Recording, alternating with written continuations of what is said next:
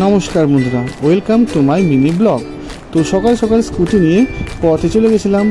তো পড়িয়ে টড়িয়ে যখন ফিরছি গ্যারেজে গাড়ি রেখে দিয়েছিলাম, কারণ এখন আমি যাব সোনারপুর। তো সোনারপুর যাওয়ার পথেই আমাদের দমদমে দেখলাম পুকুর পাড়ে একটা লোক মাছ ধরছে, বৃষ্টিও পড়ছে। তো জিজ্ঞেস করলাম যে কটা মাছ ধরেছে। তো কাকা বললো একটাই মাছ ধরতে পেরেছি, তাও ছোট। তো কাকার মন খারাপ, কিন্তু এটা একটা বলতে পারো নেশার মতো। তারপরে উঠে গেলাম রিক্সাতে।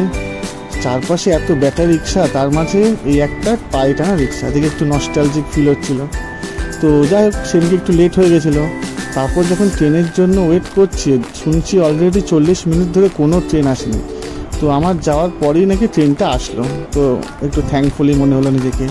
যাই হোক, তারপর সোনারপুর স্টেশনে যেই উঠলাম, আকাশটা দেখে অবাক হয়ে গেলাম যে আজকে পথে এসে হয়তো ভুল করলাম, গঙ্গার পাড়ে গেলে ভালো হতো, কিন্তু ডিউটি তো করতেই হবে। যাই হোক, তো যাচ্ছিলাম পড়াতে।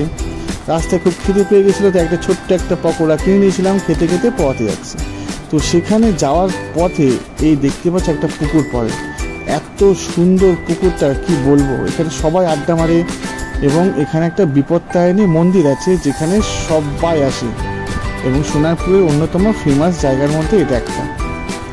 তো যাই হোক, ক্লাসটা শেষ করি, অলরেডি তখন সন্ধে হয়ে গেছে। সোনারপুর স্টেশনের দিকে যাচ্ছি।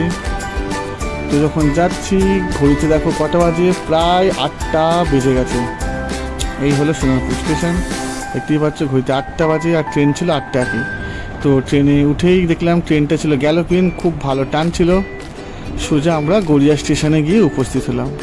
তো ক্লাস শেষ করিয়ে যখন ফিরছি, রাতেও খিদে পেয়ে গেছিলো। তো স্টেশনেই পেয়ে গেলাম একটা ভালো দোকান তেলে ভাজার। তো সেখান থেকে নিয়ে গেলাম একটা স্টিক, চিকেনের স্টিক, যার দাম পড়েছিল মাত্র 30 টাকা।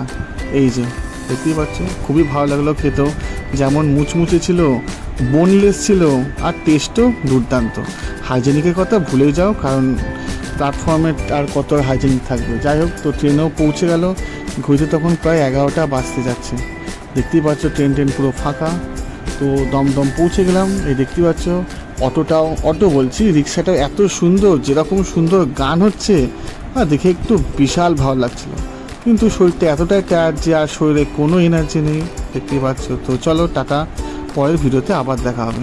Good night.